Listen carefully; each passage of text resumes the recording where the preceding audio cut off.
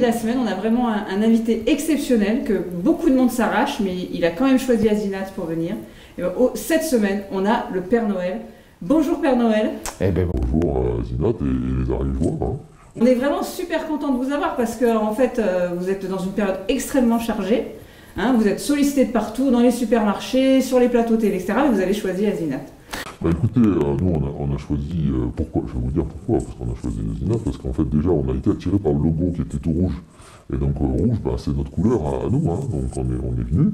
Et puis l'Ariège, pour une fois cette année, et ça fait quelques années que c'était pas arrivé, il y a de la neige.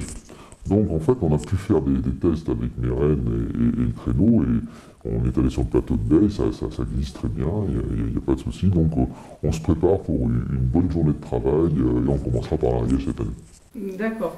Donc la tournée elle commence demain, hein. C'est par exemple 24 heures non-stop pour faire le tour du monde. J'ai envie de vous demander, tout est prêt, hein, les cadeaux, tout ça, c'est bon? Alors ça fait quelques mois hein, qu'on bosse à fond, hein. On prépare les cadeaux avec les lutins, hein. On a quand même une équipe de 100 lutins, et donc ça bosse fort, hein. Ça bosse même dur, hein, on va dire. Et donc oui, c'est prêt. Hein. A priori, bon, tous les enfants ont été relativement sages cette année, hein.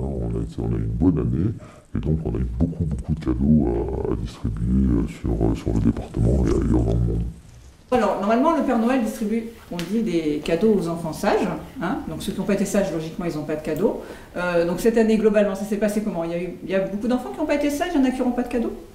Alors, en fait, cette année, c'est exceptionnel. Comme il y a eu beaucoup de neige, on arrive à faire une tournée assez facilement. Donc, on a décidé que tous les enfants auront un cadeau. Alors, il y a des petits cadeaux, des gros cadeaux, il y en a qui auront 2 ou 3 cadeaux, mais tout le monde sera servi, puisque l'année 2017 était une bonne année, et globalement les enfants sont sérieux, ils écoutent leurs parents, ils sont bien sages, quoi, ça c'est clair. Je suppose un traîneau qui est assez important. Alors on voit des représentations un peu n'importe quoi du Père Noël avec un renne, 2 rennes, 3 rennes, mais je suppose qu'il en faut quand même plus. Vous avez quand même un beau troupeau de rennes pour tirer tout ça. Oui, alors la plupart du temps, on imagine que le Père Noël il a un traîneau avec un ou 2 rennes qui tirent le traîneau. Il faut savoir que notre traîneau il fait au moins 800 kg non chargé. Donc une fois qu'on a mis tous les cadeaux, il faut au moins une dizaine de bons petits rennes bien dociles et bien travailleurs pour tirer tout ça. Mais il faut savoir aussi que ce sont des rennes magiques, puisque vous imaginez bien qu'on ne va pas passer que par les routes et les chemins. Déjà, un, tout le monde nous verrait. Deuxièmement, donc on vole. Hein, on a de la poudre de perlimpinpin, comme vous le savez, j'ai un grand sac à côté de moi, et hop, on fout de la poudre de perlimpinpin, et hop, tout ça, ça s'envole, et on peut, avec 10 rennes, voler très haut. Ce qui est un peu gênant, c'est au décollage. Le décollage, on a besoin donc une dizaine de rennes pour pouvoir tirer tout ça. Une fois qu'on est en l'air, on pourrait le faire avec un seul renne, ça suffirait amplement. C'est pour ça qu'on voit dans les dessins, le Père Noël, des fois avec 1 ou 2 rennes, ça suffit, puisque en vol, tout se passe bien. Bien. Et par contre, ce que je voulais dire, c'est que l'atterrissage, c'est compliqué. L'atterrissage, comme on a un traîneau, il nous faut de la neige normalement pour atterrir.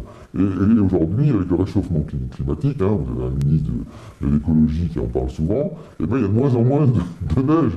Et même en Ariège, encore cette année, ça va. On a été bien servi, donc on va pouvoir, notamment dans les vallées d'Axe, tranquillement livrer tout le monde. Mais dans la basse vallée, c'est pas du tout évident. Hein, donc on est obligé de planquer des petites roulettes là pour que ça fasse joli, et de se poser parfois sur les toits des maisons.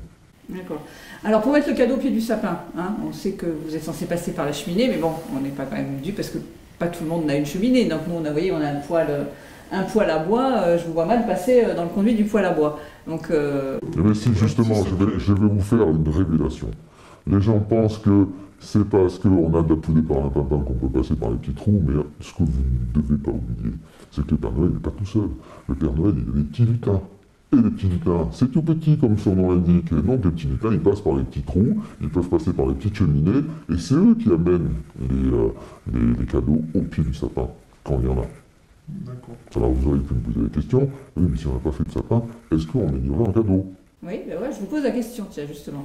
Eh ben oui, mais que ce soit des sapins, pardon, excusez-moi, des sapins en plastique, ou des bons Norman bio ou pas bio d'ailleurs. On préfère le bio parce que quelque part, après avec tous ces produits toxiques, hein, on est un peu embêté. Mais donc, que ce soit des sapins bref, en plastique ou livrés, on pose les cadeaux sur le sapin. On sait qu'il y a des gens qui n'ont pas les moyens de se payer un gros sapin bien décoré. C'est pas grave, l'essentiel c'est que les enfants aient été bien sages et qu'ils méritent leur petit cadeau.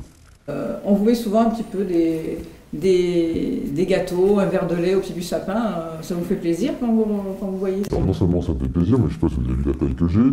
À force de manger des petits gâteaux et des verres de lait, j'ai grossi. Chaque année, je prends au moins une vingtaine de kilos par tournée. Ça devient très compliqué. Hein, donc là, oui, ça me fait plaisir parce qu'il faut savoir que c'est quand même du boulot. Hein, mais c'est surtout, comme je vous l'ai dit, si vous avez bien compris, comme quoi, hein, vous n'écoutez pas tout ce que je raconte, ce sont surtout les petits lutins qui mangent les verres de lait et qui me remontent parfois très peu de petits gâteaux. Ils se les bouffent avant, il n'y a pas de souci. Bien. Bon alors pour finir, donc vous avez passé une année difficile, hein, parce qu'il faut faire les cadeaux avec les lutins, même s'il y a les lutins, etc. Donc là, vous allez entamer votre grosse tournée. Bon, après Noël, ça va être fini. Hein. Vous n'allez pas recommencer tout de suite. Alors, il fait quoi le Père Noël? Après Noël, il se repose un petit peu quand même, j'espère. Alors oui, après Noël, eh ben, nous, dès le 25-26, là, on pose tout, on range un peu les cadeaux, on passe le balai, c'est chez les lutins, ils font ça. Moi, je suis là que pour ordonner tout ça. Et après, on part dans les îles paradisiaques en pleine chaleur. Donc là, personne ne me reconnaît, parce que je me dis, je m'enlève ma grosse pote et mon habit rouge, et je suis au moins 1 mois, 2 mois dans une île paradisiaque. Donc je tairai bien entendu le nom, hein, puisque personne ne doit me retrouver avant le mois de décembre suivant. Bien, bah écoutez Père Noël, on va vous souhaiter bon courage, hein, parce qu'il y a du boulot là. Et puis bon repos après. Et encore merci beaucoup d'être venu chez Azénat. Et moi je vous souhaite un bon Noël. Merci Père Noël.